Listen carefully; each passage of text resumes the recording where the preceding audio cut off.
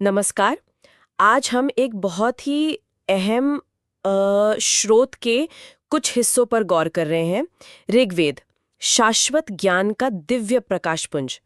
हमारा इरादा है कि इस प्राचीन ग्रंथ की गहराइयों में थोड़ा झांकें, समझे कि ये आज भी महत्वपूर्ण क्यों है। हाँ बिल्कुल। और ये जैसा आपने कहा सनातन परंपरा का सबसे पुराना ग्रंथ माना जाता है। जी।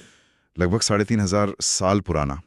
तो देखते हैं कि इसमें क्या खास है। हाँ, तो स्रोत के अनुसार इसे ऋषियों ने संहिताबद्ध किया। इसमें 10 मंडल हैं और 1000 से भी ज्यादा सूक्त, भजन कह सकते हैं, और इनमें देवताओं की स्तुति है, जैसे अग्नि, इंद्र, वरुण, सूर्य। सही है। लेकिन लगता है ये सिर्फ प्रशंसा ही नहीं है ना? कुछ और भी है इसमें। बिल्कुल नहीं, यही तो बात दिलचस्प हो जाती है। देखो, ये भजन देवताओं को समर्पित तो हैं, पर इनके जरिए जीवन के जो बड़े लक्ष्य हैं वो भी सामने आते हैं। हम बात करते हैं ना 4 पुरुषार्थों की। धर्म मतलब सही आचरण, कर्तव्य। हाँ, धर्म, अर्थ। अर्थ यानी समृद्धि, फिर काम, इच्छाओं की पूर्ति, और आखिर में मोक्ष यानी मुक्ति। अच्छा। तो ये सूक्त सिर्फ प्रार्थनाएं नहीं है, ये एक तरह से मार्गदर्शन है कि इन लक्ष्यों तक कैसे पहुंचें, एक संतुलित जीवन कैसे जिएं। हम्म। जैसे अग्नि देवता का ही उदाहरण लें। वो सिर्फ आग के देवता नहीं, बल्कि वो क्या कहते हैं, संदेशवाहक भी हैं मनुष्यों और देवों के बीच। हमारी बात ऊपर तक ले जाने वाले। अच्छा, तो ये सिर्फ आध्यात्मिक या कोई बहुत गूढ़ दार्शनिक बातें नहीं है। जीवन जीने के व्यवहारिक सिद्धांत भी इसमें शामिल हैं, जैसे सच बोलना या फिर यज्ञ करना। हाँ, बिल्कुल।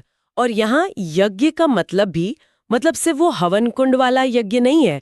इस स्रोत के हिसाब से यज्ञ का अर्थ ज्यादा व्यापक है। अपना कर्तव्य निभाना, बिना किसी स्वार्थ के अपना काम करना।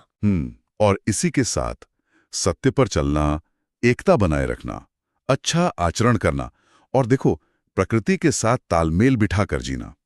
इन सब पर बहुत जोर है। ये ऐसे मूल्य हैं जिनकी जरूरत तो शायद आज पहले से भी कहीं ज्यादा है। अपने एकता की बात के ये दिलचस्प है। क्या समाज को जोड़ने के बारे में भी इसमें कुछ खास कहा गया है? हाँ बिल्कुल। एक बहुत ही मशहूर सूक्त का जिक्र है इसमें।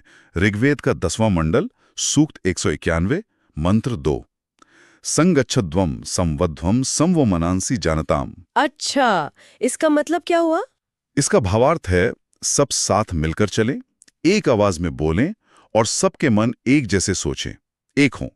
ये सिर्फ कोई नैतिक सलाह नहीं है, ये तो एक संगठित, एक सामंजस्यपूर्ण समाज बनाने का आह्वान है। ये दिखाता है कि उस समय व्यक्तिगत उन्नति के साथ साथ सामाजिक एकता को कितना जरूरी माना गया था। ये वाकई कमाल की बात है। मतलब इसे सिर्फ एक धार्मिक ग्रंथ की तरह नहीं देखा गया है। मुझे ये पढ़कर थोड़ी हैरानी भी हुई कि इसमें विज्ञान, खगोल शास्त्र, आयुर्वेद, यहाँ तक कि संगीत और दर्शन की भी शुरुआती झलक मिलती है। हाँ। ज्ञान के इतने सारे अलग अलग पहलू एक ही जगह पर। और शायद इसीलिए इसे शाश्वत ज्ञान का दिव्य प्रकाशपुंज कहा गया है। ये यही दिखाता है कि उस प्राचीन समय में ज्ञान को ऐसे अलग अलग डिब्बों में नहीं बांटा गया था। जीवन को, इस ब्रह्मांड को एक पूरी दृष्टि से देखा जाता था।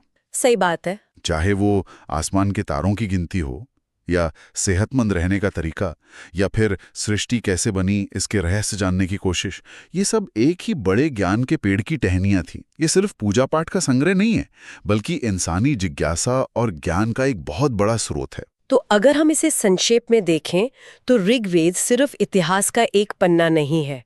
ये एक ऐसा ग्रंथ है जिसके सिद्धांत, जैसे सच बोलना, अपना कर्तव्य ठीक से निभाना, एकता से रहना, प्रकृति का आदर करना, ये आज भी हमें रास्ता दिखा सकते हैं, हमारे समाज को, हमारे जीवन को। निश्चित रूप से। हाँ।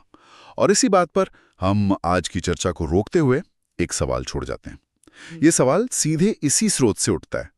इसमें प्रकृति के साथ संतुलन बनाने की बात है। तो आज जब हम सब पर्यावरण के इतने बड़े संकट से जूझ रहे हैं, तो इस हजारों साल पुराने ज्ञान का हमारे लिए क्या व्यावहारिक मतलब हो सकता है, इस पर सोचना जरूरी है ना?